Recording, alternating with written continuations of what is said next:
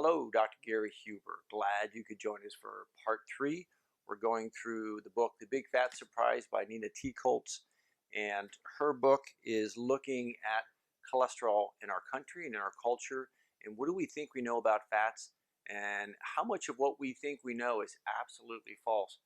If you missed part 1 and part 2, go back and look at that. We're going to talk today about this topic as it relates to women's health, which is really important. Men metabolize fats different than women. There is absolutely a difference, and we have to appreciate that. We have to appreciate the early studies were mostly done on just men. So as we take a look at women, I want to go back just a short review from part 1 and part 2. Ancel Keys in the 1950s had a theory that fat, and in particular saturated fat, was a problem, that it caused heart disease. It was a theory, but it was never proven. And yet here we are 70 years later, and we all believe that somehow fat causes heart attacks, or that LDL cholesterol is the devil and is going to kill us all. So his basic logic from his theory was that since fat has more calories than carbs, eating fat would make you fat. Simple premise, it just isn't true. He also surmised that fat was bad for the blood vessels, and that's not true either, right? We're going to talk about whether it's oxidized. That's the big difference. I want to insert a little bit of logic right here, right now. What did our forefathers eat? When we literally go back and look at the 1800s into the early 1900s, our forefathers ate bison and antelope and elk and rabbit and fish and chickens. We ate meat. Think about what you grew up hearing throughout the 1970s, 80s, and 90s. We were told, don't eat animal fat, vegetable fat's healthier. Corn oil, canola oil. That's when heart disease started, when processed foods entered the mainstream. So don't lose track of logic. Eating animals has been what we've done since the dawn of time. And when we go back and look at heart attack rates in the late 1800s and early 1900s, there weren't any. We talked about that in the first video, so if you get a chance, go look at that. The Framingham study, I'm going to include a few studies in here because I think it's helpful to understand where we came from. The Framingham study is a very famous study. From 1948 into the 1980s, 14,000 people in Framingham, Massachusetts were studied for decades. 3 generations, in fact, were studied. And here's some of the findings from that study. Now, I find something in a study, I don't necessarily have to report it, or I can bury it in a off journal. That's not going to be read. That happens a lot in this literature on cholesterol. The Framingham study, and this again going back to the 1950s and 60s, showed us that men and women that had cholesterol from 205 to 264, that they could find no correlation with heart disease. Doesn't make any sense, right? You grew up hearing that your cholesterol needs to be below 200. Yet one of the earliest and most important studies that we looked at didn't show that.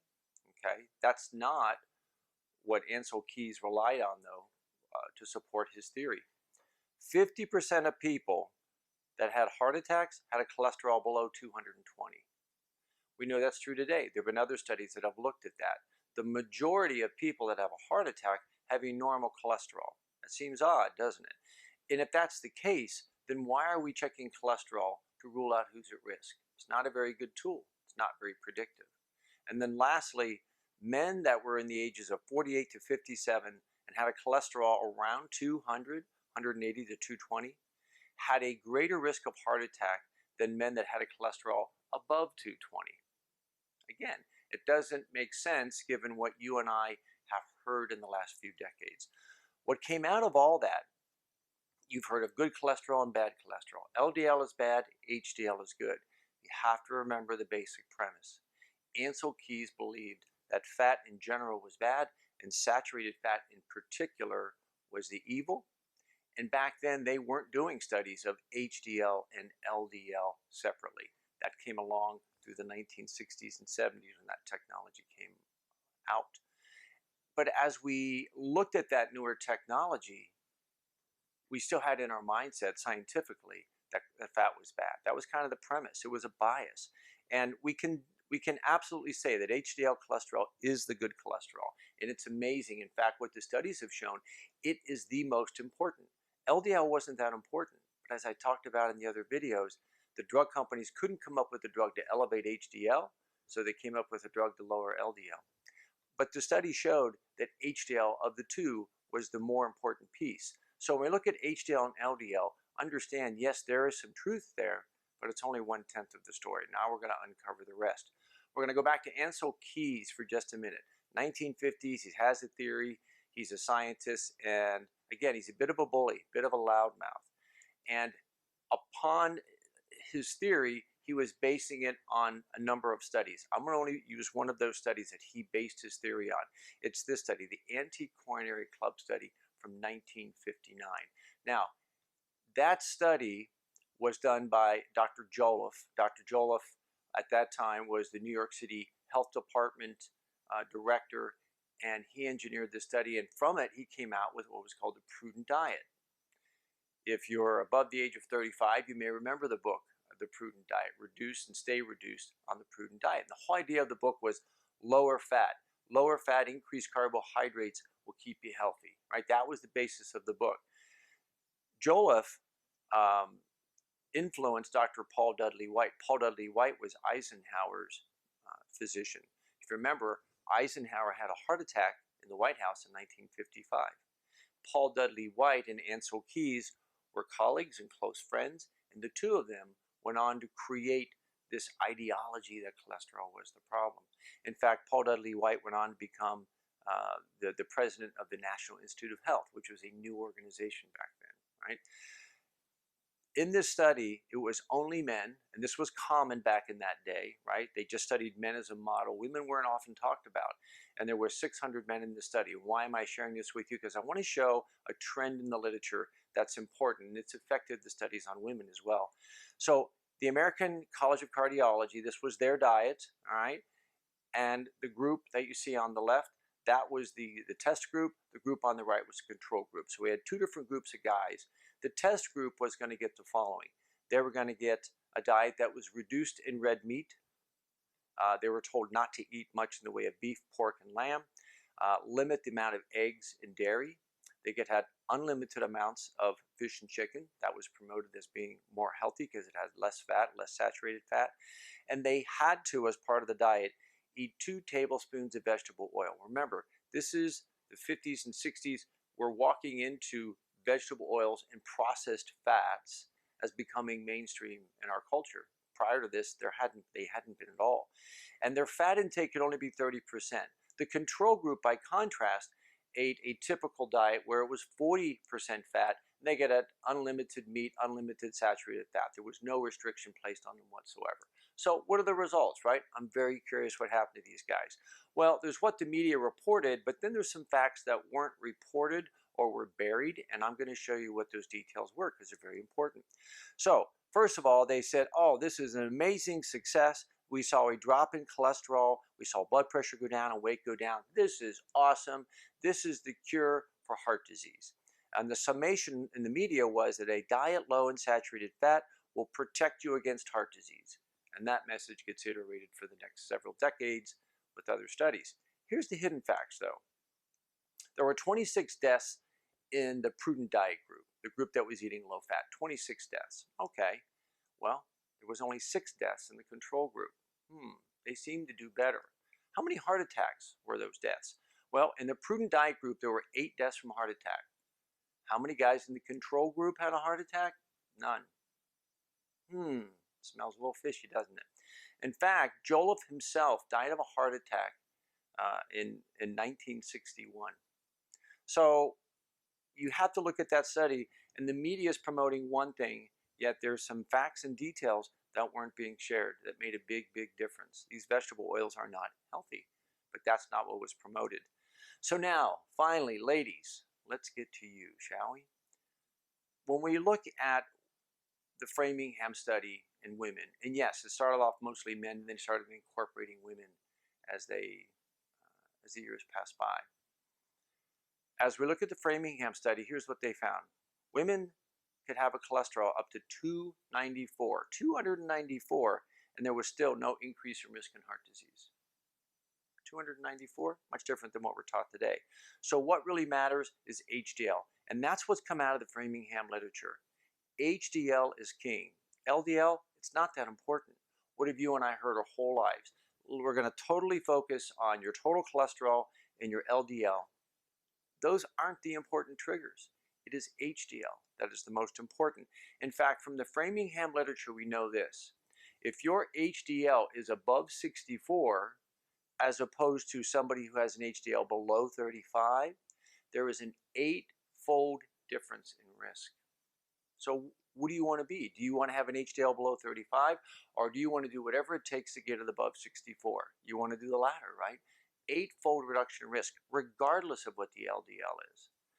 In 1992, the NHLBI, that's the National Heart, Lung, and Blood Institute, reviewed all the literature related to cholesterol as it relates to women and heart disease. All the literature. This is a professional panel that reviewed all the literature, and this was their conclusion. Total mortality, death, was higher for women with low cholesterol than for women with high cholesterol, regardless of age. And that's been shown. There are studies today that show us that people with really, really low cholesterols, they're more at risk for Alzheimer's, they don't live as long, they have a greater risk. So why are we trying to lower LDL and cholesterol? Again, it doesn't make sense. Not my opinion. I'm reporting what these professional boards have said. I want to share one of the most important studies for women. This is the BFIT study. The corporation Boeing that you may know in Seattle. It's the BFIT study because it's the Boeing employee fat intake trial, right? And this was in 2000. It looked at men and women, and they had a cafeteria so they could really control what these men and women were eating. And here was the diet. There was 383 men and women. They were followed for 1 year. They were put on the National Cholesterol Education Panel had some guidelines on what they felt a low cholesterol diet should be, and they were put on those protocol. They were followed for a year. Their total fat intake had to be below 30%. If you're an American at that time, you were typically eating about 40%. And saturated fat had to be limited to just 7% of calories, which is very low by modern, by American standards. So that was the diet they were put on for a year, and it was very well controlled. So men and women are equal perhaps, but we're not the same. The way that we metabolize fats is very different. So the LDL levels in the women dropped 3.7 to 4.7%. And that was what was promoted. Yay, it was a success. We dropped LDL. The problem was, on a low-fat diet that's low in saturated fat, HDL also dropped. Which one's more important, LDL or HDL? HDL. And the HDL dropped by almost twice as much as the LDL. We affected the ratio in an adverse way. And because of that, because we depleted or reduced HDL, they calculated that the risk of heart disease to women actually went up anywhere from 7 to 15%. That's not good. Men were not as adversely affected. Okay, so this impact of removing fat and taking away saturated fat affects women dramatically. They have a different metabolism than men. The key here in all of this, the thing I want you to take home, whether you remember any of these studies, is this. For your entire lifetime, you've heard that LDL is the king. LDL is important. What's my LDL number? It's not significant. What is significant is your HDL. That's way more significant and way more predictive, right? That is the key. So here's the question you and I have. Well, if HDL is that important, how do I increase it? Do statins increase HDL? They do not. How do I increase my valuable HDL? Well, number one, exercise. Far and away, every study ever looked at, when people exercise, their HDL went up. All right, well, maybe I don't want to exercise. Maybe I got a bad knee. Maybe I'm not into that. What are other things I can do?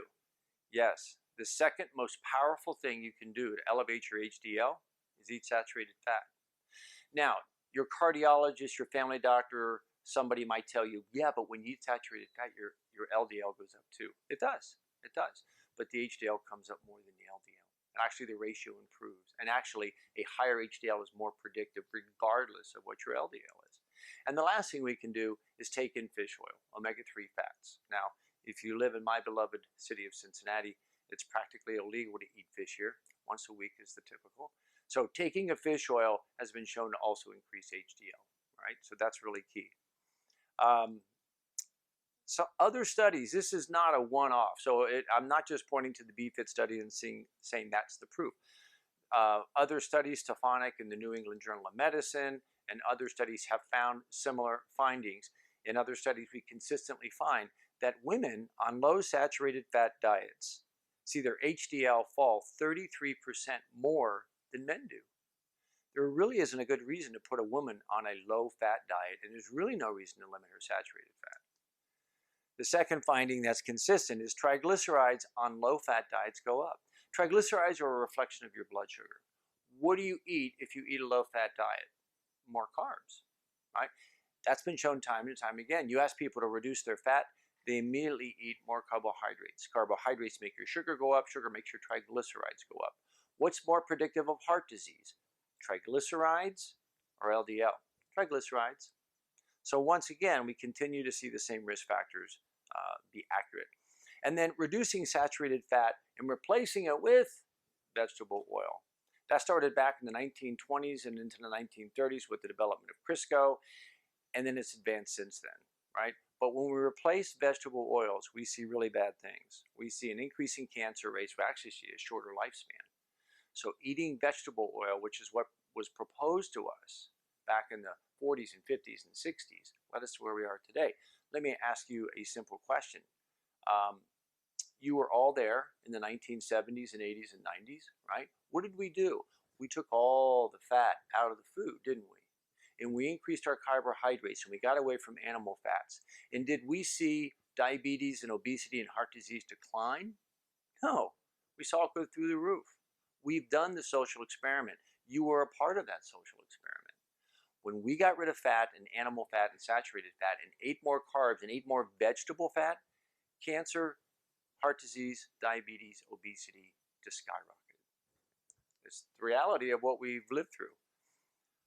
A couple more points. Well, you have to remember, these big boards like the ACC, the American College of Cardiology, the AHA, they go, well, we're convinced that lowering cholesterol is really valuable for heart disease. What else can we tackle? What about breast cancer? I'll bet you fat's bad for breast cancer too. And this study came out in 2015, and it was a review of the literature, but they weren't studying humans. They were mostly looking at literature studying mice. And what they found, the quote was, the consumption of dietary fat is probably suggestive of an increased risk of breast cancer. And this became what was known as the fat cancer hypothesis. The problem was they were feeding vegetable oils to mice and seeing an increase in breast cancer. So they just assumed fat was bad for humans. And remember, I said vegetable oil. Well, that was an idea, but then Walter Willett, a well-known physician, dietitian out of Harvard, did this very large study, the Nurses' Health Study. 90,000 nurses were studied from 1976 for more than a decade. And here's what he found. Here's the results of the Women's Health Study. Now he's looking at fat intake in breast cancer. Number one, the more saturated fat a woman ate, the lower her breast cancer risk. And that held true regardless of what age you were. That was the direct opposite of what they thought they might find. Secondly, low-fat diets, we know they're not good for heart disease, low-fat diets increase the risk for breast cancer. The real problem is, in most of these diets, they're having people stop healthy fats and take in man-made or man-altered vegetable oils. That's one of the biggest problems here. That's not the only study, although that's a pretty big one, right? There was a bigger study, the Women's Health Initiative. This was initiated back in 1993, probably one of the largest studies ever done. It was going to answer all the questions we had about women's health. And in that study, there was different arms to the study. They looked at hormones and bone density and all kinds of different things. But in one arm of the study, 49,000 women were followed for 10 years. That is a lot of power to find the truth. Those women had to eat a diet that was 29% fat. So their normal diet of 37% was reduced to 29%, and their saturated fat intake was reduced from about 12.5% down to 9.5%. Okay? So they reduced the fat. But you're wondering what the results are. Well, there was no reduction in breast cancer or any kind of cancer on that diet. There was no reduction in strokes or heart attacks on that reduced fat diet. And lastly, there was no benefit to weight loss. So it had no upside to it whatsoever, and we know the downside to heart disease on a low-fat diet. So, bottom line for women, this is the take-home. A low-fat diet does not benefit women on any level: heart, breast, cancer, longevity, cognition. Low-fat diets increase the risk of heart disease and breast cancer risk. Eating more saturated fat, I know it goes counter to everything you've ever heard, promotes an elevated HDL, this thus reducing heart disease and breast cancer risk. And for both men and women, we don't have any convincing studies to date to show that eating a low-fat diet is beneficial for reducing heart disease or mortality. And if that's the case, then why would I want to take a statin to reduce my risk of heart attacks? So statins, $29 billion a year. Do people benefit? A small percentage of people with horribly genetically altered cholesterol metabolism do, but the vast majority do not. And studies bear that out. The largest study on the planet, 4 million people over 5 years, showed little to no change in heart attacks or deaths from heart attacks when we increased the use of statins.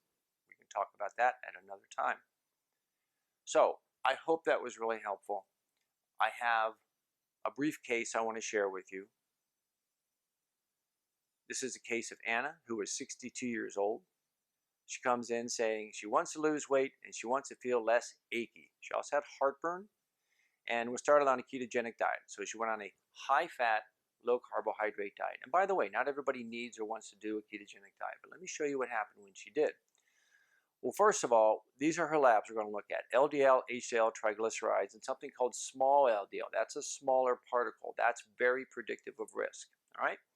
2017, her LDL was 71 and her HDL was 43. This is on a ketogenic diet. Notice the ratio. We would like a 2-to-1 ratio or lower of LDL to HDL. She was less than 2-to-1. Her triglycerides were less than 100. And her small LDL, we like that below 500. It was perfect. And then she went to her family doctor and proudly announced that she was on a ketogenic diet and losing weight. And he was horrified that she was on this high-fat diet. And he demanded that she stop the ketogenic diet. So this is what happened in 2018, and he put her on the classic low-fat diet.